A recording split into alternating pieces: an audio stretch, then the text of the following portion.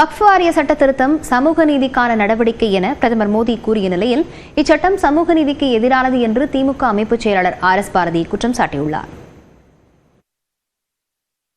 இஸ்லாமிய பெருமக்களுடைய அடிப்படை உரிமைகளை, அவர்களுக்கு இருக்கக்கூடிய உரிமைகளை பறிக்கக்கூடிய ஒரு சட்டம். இதை அனுமதித்தால் கொஞ்சம் கொஞ்சமாக கிறிஸ்தவர்கள், சீக்கியர்கள், புத்த மதத்தை கொண்டவர்கள் அனைவருக்கும் இது பாயும்.